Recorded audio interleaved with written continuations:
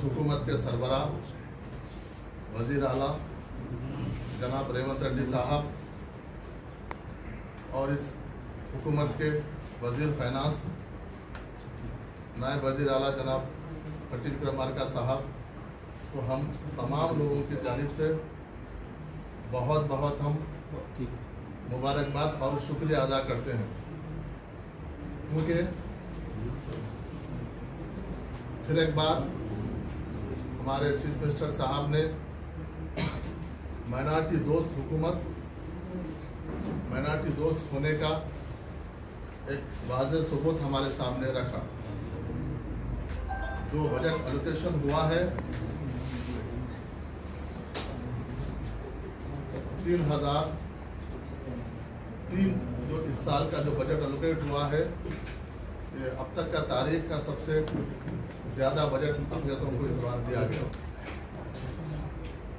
पिछली बार 2200 करोड़ रुपए बजट अक़लियतों के लिए अलोकेट करने के बाद, लेकिन सिर्फ जो स्पेंड हुआ है वो 1755 करोड़ रुपए हुआ है, जिसमें से कांग्रेस हुकूमत आने के बाद जनवरी के बाद से 600 करोड़ रुपए तो सिर्फ कांग्रेस हुकूमत ने खर्च की उसको, मतलब कि पूरा 1100 करोड़ रुपए 9 महीने में वो लोग खर्च किए हैं। बाकी के सिर्फ चार महीने में हम 600 करोड़ रुपए कांग्रेस हुकूमत ने की है। अब तक का जो तेलंगाना स्टेट का जो बजट था पिछले 10 साल में 2019 और 2020 में 1300 से शुरू होकर 2200 पे आकर वो पिछले बजट में रुक गए थे। लेकिन रियासती हुकूमत रेवंत रेड्डी साहब की क़यादत में एक सबूत दिए हैं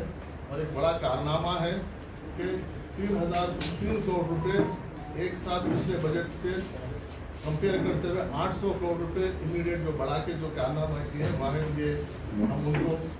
बहुत हम हमारी तरफ से, हमारी पार्टी की तरफ से, हम तमाम चेयरमैन साहबान की तरफ से और पूरे रियासत के अक़लियतों की तरफ से उनका बहुत तहे दिल से हम शुक्रिया अदा करते हैं, क्योंकि जो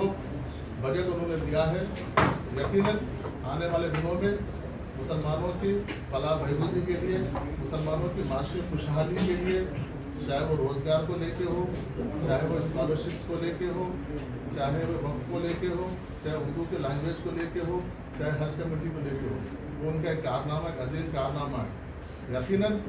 कांग्रेस जब अपोजिशन में थी, यकीनन हमने, हमारी पार्टी ने, रेवंत रेड्डी साहब ने ये हमारे मैनिफेस्टो में रखा था कि हम 4000 करोड़ अक़लियतों को देंगे। लेकिन जिस हालात से पिछले 10 साल से तेलंगाना रियासत गुजरी है, एक खुशहाल रियासत को एक कंगाल रियासत के तौर पर रख के छोड़ के गए हैं, इसीलिए